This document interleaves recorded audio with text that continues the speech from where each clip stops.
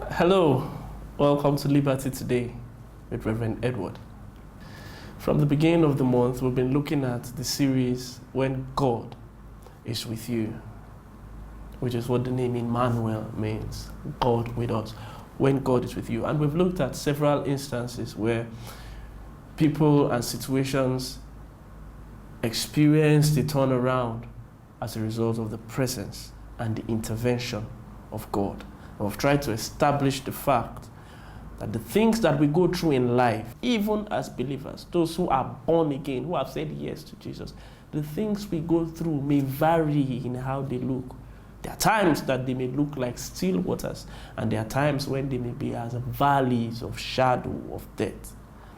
But what is most important, as we have tried to stress, is the fact that if God is with you and His presence is engaged, we are sure of a turnaround. We are sure that our heads will not be bowed in shame. Now, in the last episode, we noted the fact that, as recorded in the Bible through history and through time, God has related with man in different ways. God has related with man through different mediums. There are times that God may relate, or God may have related with man in different ways at the same time, but there's usually a dominant way of engagement or of intervention. We saw the time before the children of Israel came out as a nation, where God spoke directly to people. Where He spoke directly to Abraham, spoke directly to Isaac, He spoke directly to Adam, to Cain, and all that. But a time came when He began speaking to His people through prophets.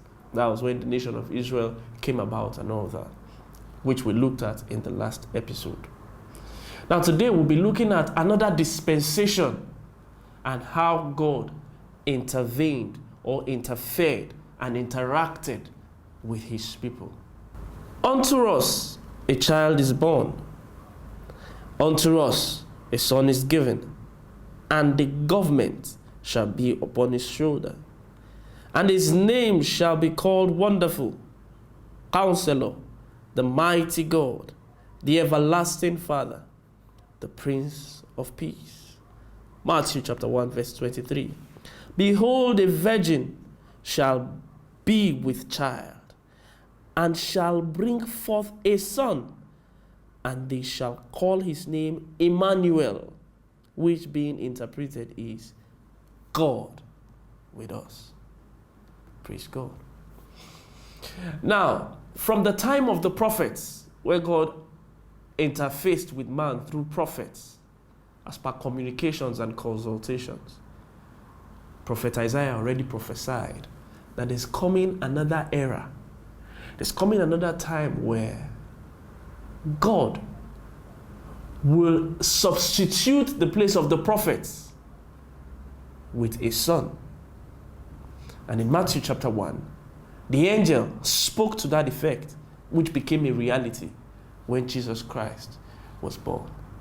And so when Jesus Christ was born, it became the medium through which God reached out to humanity, communicated with humanity, interfaced with man. And now, if you look through the New Testament, the four Gospels, Matthew, Mark, Luke, and John, you see different records of how people in their situations and in their conditions interfaced and interacted with God, now Jesus, and how they had it turned around. One of note that I would like to mention is the experience in the book of John chapter 2 from verse 1, where Jesus was invited to a wedding feast. Jesus, God, in the flesh, was invited to a wedding feast. And He went with some of His disciples at the time. And we're told that His mother was there. Now you see, from the way the scriptures put it, it suggests that Mary, the mother of Jesus, was not just an invited guest, because we're told that Jesus was invited, but Mary was there. It suggests to an extent that she probably was one of the organizers, or she was a prominent person at the event to see to it that the event goes smoothly. And what happened? Mary now came to Jesus and said, they have no wine. Wine had finished. Now, you know how it is when you go for occasions, you go for receptions and gatherings where people come together, and one of the things that is supposed to happen is they're supposed to have something to eat and to drink. You know how it feels when you go for such events and you just suddenly hear that food is finished or the drinks are exhausted. Now, if it's just for a floor member, a regular attendee, or somebody who was invited, it won't be so much of a problem. It will be a problem, but it won't be so much of a problem as when the chairman of the feast has not yet eaten or had stuff to drink to his satisfaction. That was the situation we had in John chapter 2. There was no wine. There was no wine.